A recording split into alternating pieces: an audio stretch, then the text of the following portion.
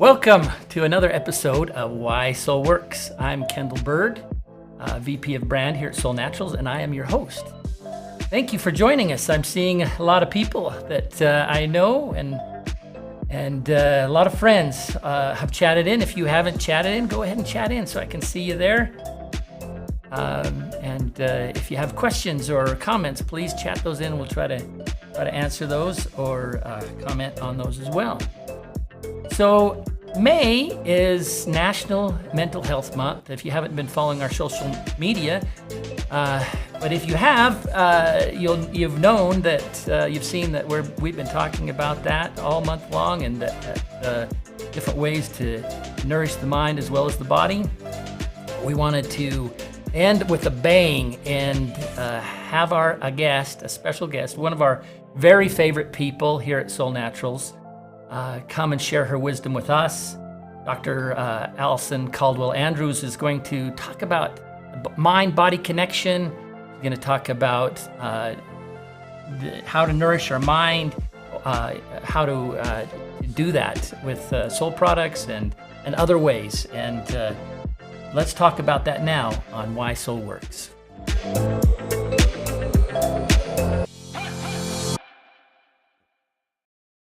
So Dr. Alison Andrews is our principal scientific advisor here at Soul. And many of you know her, but for those who don't, or maybe even those that have forgotten how amazing she is, I want to read her bio so that you can hear some of these things that she has accomplished. Dr. Alison Andrews received her PhD in clinical psychology from the University of Kentucky and completed a postdoc in mind-body medicine at the Yale University School of Medicine. As a faculty member at Yale, she served as director of research for the Yale Perioperative Research Group, conducting clinical research on interventions designed to reduce surgery-related anxiety. During this time, she published 30 articles in peer-reviewed journals. Additionally, she acted as a reviewer for several medical journals, and personally received 2 grants from the National Institute of Health. After her years at Yale, Dr. Caldwell Andrews began a private practice in which she specialized in emotional regulation, OCD, and the highly sensitive personality. She also spent several years as the research director at the international medical international medical products company, as well as a consulting for business firms. She began her work with Soul Naturals back in 2011. Her interest in mind-body healing began in the early 1900s, and she is a certified nutritional herbalist. She's an active public speaker, author, conducts workshops, and consults in the areas of creating successful behaviors with herbs and mind-body connection. She is the department chair, currently at the department chair and associate professor at Southern Virginia University. She's a very busy woman, and we are so grateful that she's taken some time out of her busy schedule to share her knowledge with us. Welcome, Alison. Thank you so much, Kendall. I appreciate that. I love you guys. You guys are some of my favorite people too. And I have to help people. So they may be thinking I'm far older than I am. My interest in herbs wasn't in the early 1900s. It was in the early 1990s. 1990s. I said something wrong when I said that. Yeah. But I'm sure even back then you were very interested. I'm sure. Before I was born, I was way into it. So Alison, we asked you to come on tonight and to talk to us a little bit about the mind-body connection and what that means. Also, why we forget to consider that the mind and the body are connected when we're talking about health or overall health, and the fact that the physical health reflects on our mental health and vice versa. Can you share a little bit about that with us? Sure. And I even have a slideshow.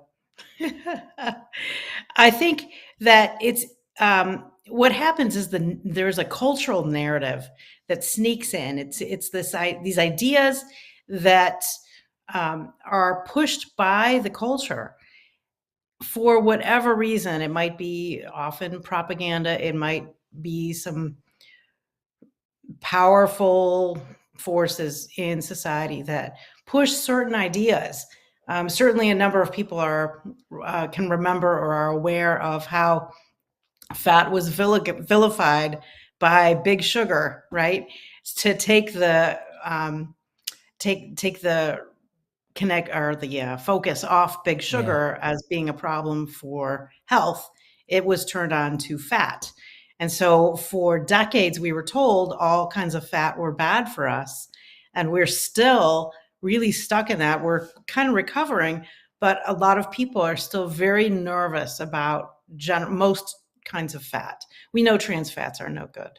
Yeah. And so what we have also experienced is that the mind body connection is something that we don't have a very good narrative on in terms of our culture. Our culture is still reeling from this huge disconnect between mind and body.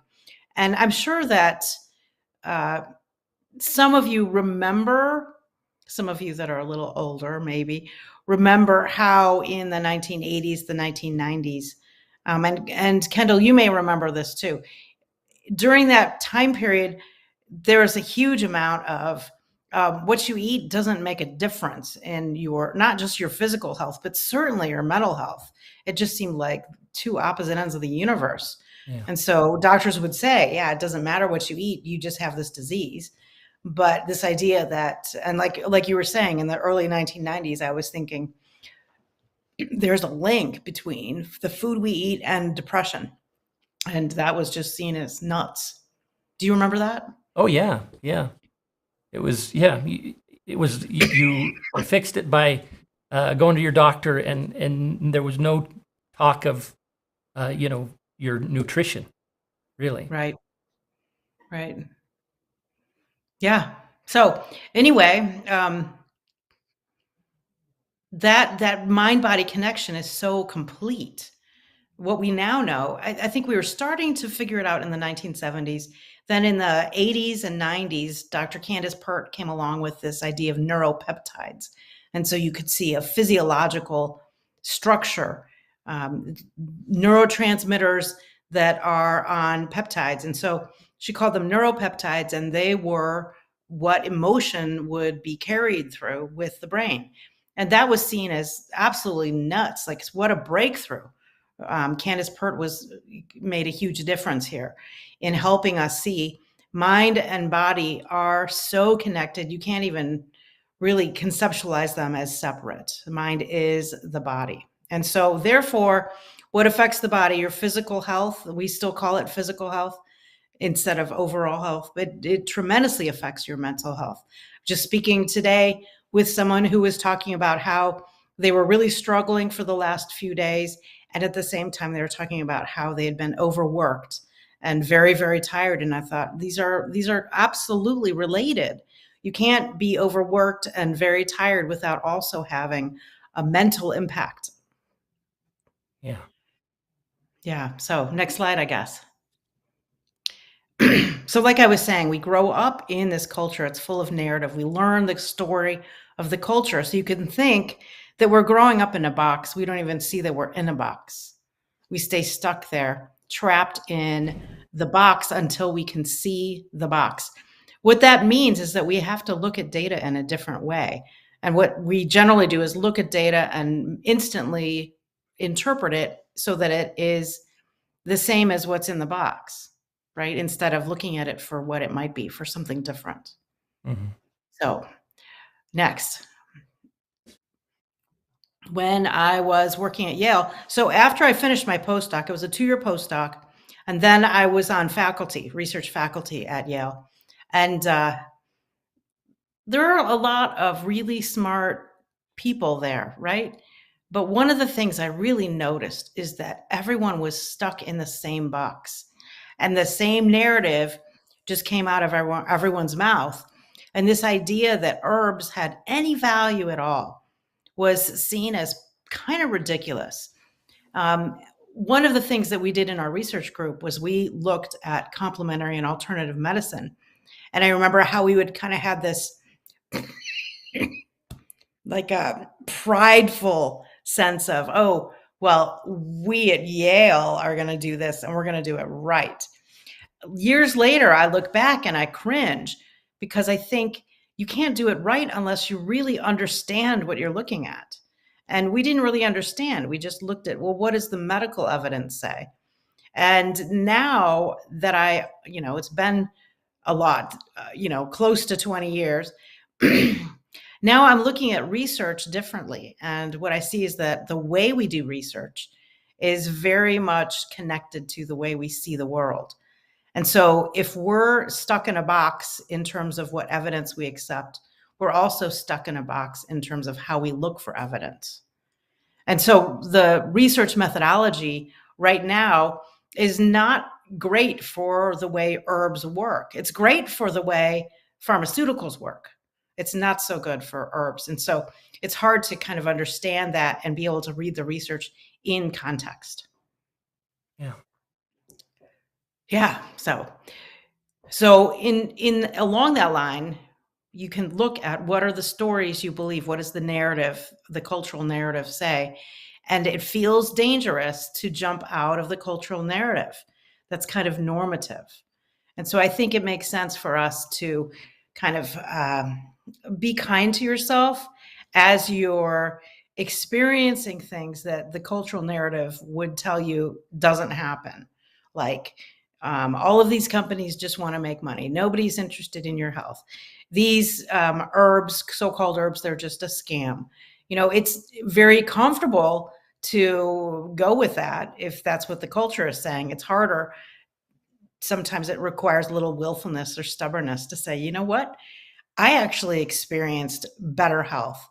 For me, myself, and I'll bring up a couple examples also later on, I know that products here have made a just profound difference in my health, and I shudder to think where I would be without them. Yeah, me as well. I Yeah. think the we sometimes, like you said, you got to be kind to yourself because some of these things have been nailed, pounded into our heads over the years, and even though we know better, we find ourselves, going along with it. Oh, I can't put butter on my toast because the butter's going to give me a heart attack, kind of a thing. And Right. it's probably the toast that's going to give the bread that's going to give you the heart attack, and not the butter. And it takes a while. I think it takes some very good education and some constant thought to overcome that. And as a Right. society and as a culture, I think it's going to take a lot of work.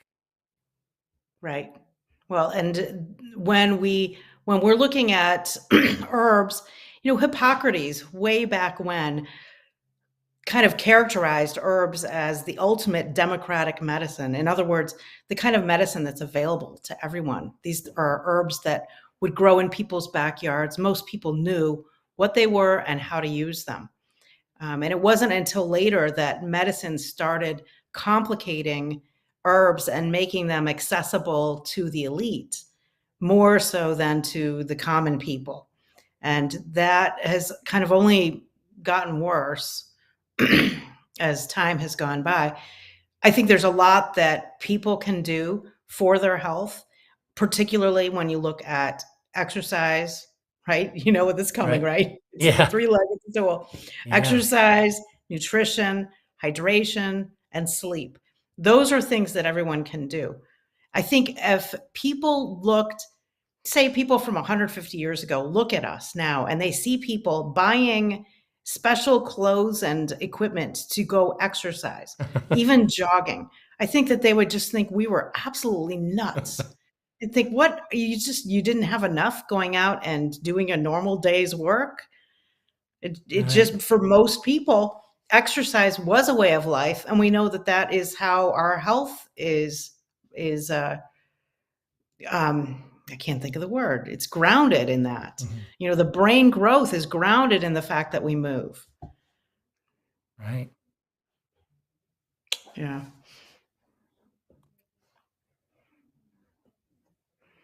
Okay, so here's a list of some of these stories that we've been talking about. And we talked about fat being bad. You might think, well, okay, maybe most fat is bad. Oh, okay, well, maybe fish oil is good, but ew, right? Or we think that's the only way you can get omega-3s.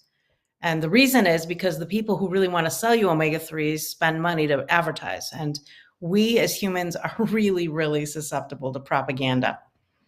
Or you think the only exercise that counts is jogging or weights and that other things don't really count. You might want to have a discussion with your body about this, right? What you eat doesn't affect your mental health. All MLM companies are evil. There are lots and lots of stories. Some kernel of truth and some of them, not all of them. Okay, next. I think as a yeah. culture, we have come to terms with exercise being good for your mental health. I think hope we've so. come to terms with that. Our nutrition, maybe not so much. I think we're still struggling with that a little bit. Yeah, I think so. And even for the exercise piece, I think people don't understand the profound relationship between exercise and mental health. I think they know it's something that they really should do.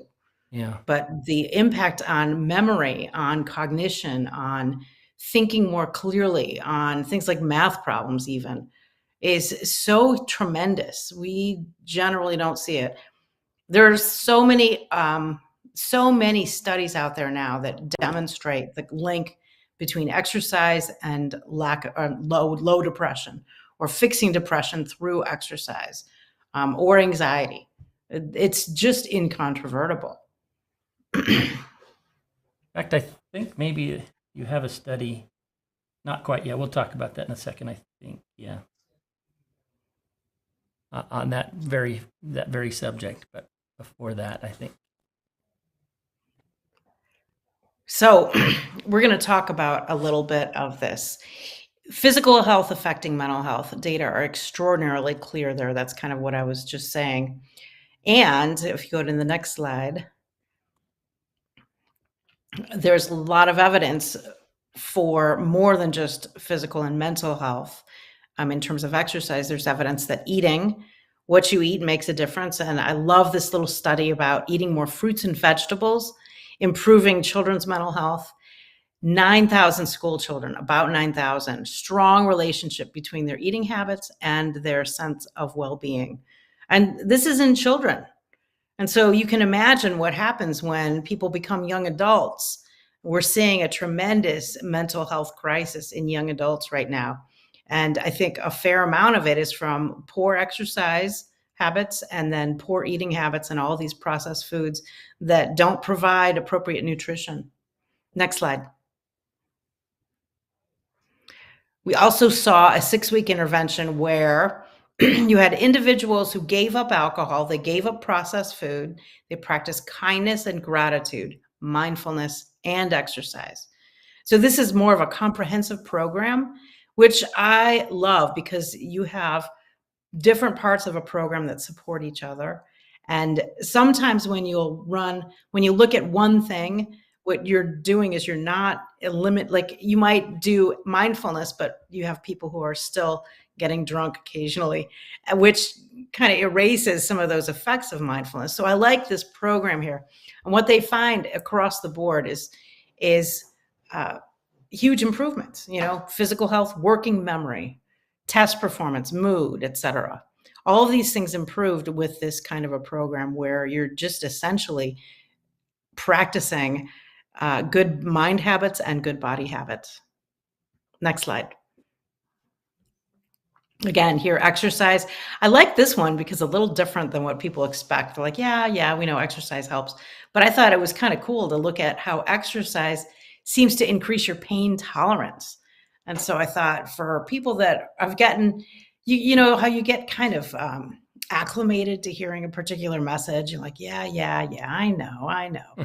But this is something a little different. It increases your pain tolerance. That's kind of cool. 10,000 people, half of them women, showed habitual exercise reduces their pain or results in, not reduces, increases their pain tolerance. Next. And evidence intestinal. Now, ROS means reactive oxygen species. And so that would really mean oxidation. Oxidation, which will then have its favorite pal, inflammation, right along with it. And so these intestinal species of oxidation and inflammatory, whatever they are, could be bacteria, could be fungi, could be viruses, etc. They influence our physiological and behavioral symptoms of depression. We know that the gut and the brain are connected with this gut-brain axis that goes right up the vagus nerve. And so it shouldn't be a big surprise then that whatever's going on in our gut affects our moods. Yeah. Next slide. It's cool to see the evidence, the studies that are proving this and showing people. I love this.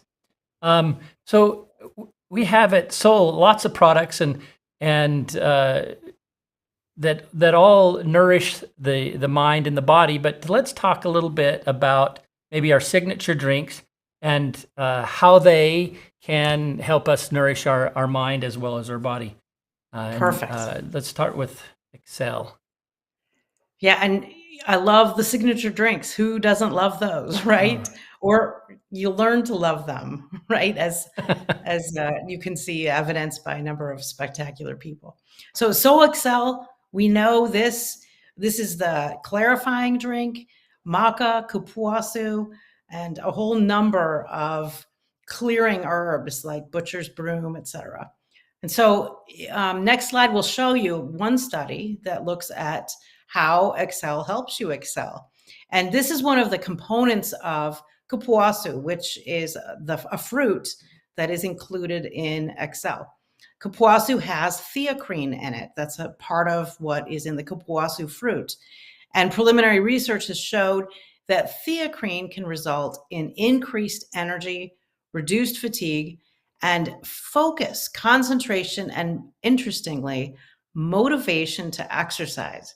And so try that out. See what you think. See if drinking this every day for a month makes a difference in your motivation to exercise. I think a lot of times we get down on ourselves because we say, I'm not motivated, therefore I'm a bad person. When sometimes what you need is a little extra nutrition for the brain to help you be motivated. Or sometimes it's a little extra nutrition for the gut, because we know that the gut, how the gut is, can affect your interest and motivation for exercise as well. Excel is not the only. I'm gonna have to drink a lot of Excel to get really motivated to exercise. Right. Next one, I don't know. Yeah, Soul Vital. So let's take a look at what the research says about Soul Vital. We've got magnesium. So Soul Vital contains these adaptogens and these plant minerals and chlorophyll. So I just pulled out my magnesium, a very common plant mineral found in a good amount in Soul Vital. What we know is that low levels of magnesium are definitely associated with things like depression, also anxiety, but this particular study focuses on depression. And so there have been some cases where they've added a lot of magnesium to certain patients, and it just has taken care of their depression. People are different, there are complications, so it might not be that easy. Yeah. But sometimes it is.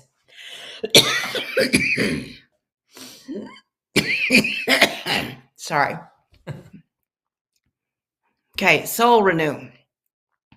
We love this for calm. 1 second, I apologize. You're all right. Yeah. It's my Soul Vital. Going around, isn't it? Right. Oh, I think I just have something in my throat, actually. Soul Renew, I love this thing because when I start feeling really irritated, really, it's about being irritated, I drink this and I'm so much better. The irritation is gone. And I remember this one client that I had who I would meet with the client and I would dread it because it was just so difficult. This client was so difficult. And so one day I thought, okay, I'm going to drink 2 Renew before I see this client. I did that. It was the best therapy I ever did with them because I was no longer irritated. And, I had reasons to be irritated, right? But drinking that Renew just chilled me out so much. So that's one of the things I love about Renew. Yeah, it does that for me too. In fact, I'm drinking one right now because I get a little nervous doing these shows. So Yeah, it's perfect. Sometimes in bed, I'll be laying there and I'll feel all revved up and upset about I don't even know. And I've learned to say, look, just get out of bed, go drink your Renew. Because in 15 minutes, things will be better. They may not be yeah, perfect, but boy, it's guaranteed they'll be better. yeah, And so it's never failed me that way. I love It it. always at least takes the edge off. If not making me just feel entirely, everything is fine. I don't even know why I was upset. Everything is fine. Great. Yeah, and I have a Let's story about similar to that for the next one for Cinemate, our last category of great. lift. We have a study on this one though. You want to talk Oh about that? yeah. Sorry, I forgot. So yuzu is this fantastic Japanese fruit that is used primarily in Japan as a flavor enhancer. Not so much like eating an orange, but really the juice and the aroma is used. And so we're using it that way in Renew. And you can smell a little bit of the yuzu when you make the Renew, as well as the yuzu being in there. What this study and a couple other studies have focused on the aroma of Renew. In fact, I don't know if you saw any of my past discussions on yuzu fruit, you probably remember that I have this like thing that I love that they do in Japan, where one welcome of the new year is to take a bath in yuzu fruit. I think that would be an amazing experience. I can't imagine having that many yuzu fruits to just float them in the bathtub. Anyway, but here you've got a 10-minute inhalation of the yuzu scent significantly. Now, we talk about it decreasing anxiety, but what I love here is you're looking at heart rate variability. And heart rate variability, the more heart rate variability, the increased level of variability in your heart rate, the more you are emotionally resilient and emotionally healthy. And so, what we want to do is increase that variability. So, inhaling yuzu led to increased heart rate variability in this study, which I think is super cool. Yeah. And we Yeah, have thanks for yuzu reminding me. also in our calm oil. So and you can smell it there. Well, that's awesome. Yeah, right. Cinemate. Cinemate. Oh, I love me some cinemate. Anyone who knows me knows I'm sort of obsessed with this. And I actually ran out for the last 2 days, and I've been sort of freaking out about, not really freaking out, but I can tell a difference. And then I remembered today, I have some in my office over at SVU. And so my husband ran over there and he found 6 packets, which is like a gold mine, because that's enough to get us until the Cinemate gets to my doorstep. It's en route. It might come tomorrow, but if it doesn't, I'll be okay. Cinemate made such a difference to me. The first time I drank it, I was in a meeting with Greg and some of the rest of y'all. I don't remember exactly who was there, but I do remember completely interrupting the meeting because I drank my first 2 sips and I just burst out with, guys, this is incredibly delicious. And I just couldn't help myself. But since then, I really kind of felt like it was a luxury drink. And so, being raised the way I was like, I don't know, it tastes so good. I probably shouldn't have it very often because, it's a luxury. It's so yummy. Yeah. Which, like sometimes the way we're raised is just not useful. And that was one of the things, not useful. So finally, I gave a webinar about it and suggested to people that they use it for motivation and for helping their brain get somewhere. So instead of just try harder, it's give your brain some nutrition so that your brain can literally try harder. So let's do this. Here's your homework. Drink Cinemate every day. Let me know in a month how you met your goals.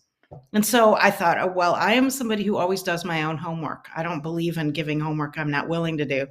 And so I said, all right, so you just get to do this. You get to just drink this every day. And wow, what a treat. 6 weeks later, my life was literally so different.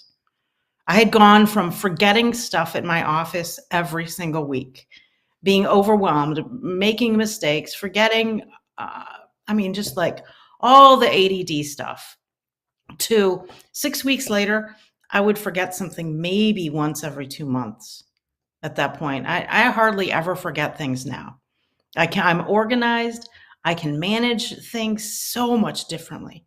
And I look at it as I've had Cinemati, I would say nearly every day ever since then. And I think that was April of 2013 is when I gave that webinar. Yeah. And I look at, so it's been 10 years. And I think that all that cellular turnover in your brain that happens, I think that 10 years of Cinemate has resulted in a different me, a me that remembers stuff, a me that can handle much more than I could handle. It's been a life changer. That's great. Yeah, I rarely go a day without it. I love it. Just some mornings I just drink it and I'm like, wow, that's Sometimes the I stuff need right two. there. And it's two, not just because I want them. I'm like, oh, that was so good. I got to do it again. Yep. So yerba mate, one of the key ingredients, the mate part of Cinemate, right? Good antidepressant activity that we know about, and it improves memory. It improves focus, it improves attention. But these are the things that I want to, there's a lot of effects of yerba mate that are, you could say body effects, but I wanted to highlight these kind of brain effects because sometimes people don't think of Cinemate as so much as an antidepressant memory, focus, and attention herb as they do for some of the other benefits. But I like highlighting that. Yeah. So thank you for sharing your personal experience with those. That was fun, and for the studies as well. I think that's great to hear that. I like how we've picked out a few ingredients and talked about those. So Alison, you've taught us a lot today, but if we could kind of wrap it up and answer the question. Why do Solle products work when it comes to nourishing our mind and our mental health? How does it help with our mental health? I think the simple answer is that it just provides the nutrition we need. And we have this mistaken idea that mental health doesn't have a lot to do with nutrition. When and that nutrition might be reduced to how much fat, carbs, and protein are you taking in. Those are your macros, but the micronutrients, the secondary metabolites, the things that are beyond vitamin C, those are really critical for our health. They're around us in all kinds of plants.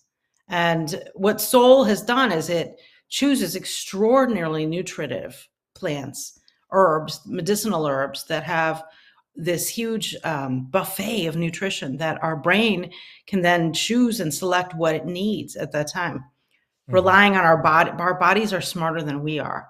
And so if we can allow our bodies to be well nourished, then the body can do a lot to help fix whatever ails it. Yeah. I think Solle provides that nutrition. Yeah, and I think one of those aspects is the adaptogens that are in each product are great for that. Very densely nutritious, giving you the things that you need there, right, as well.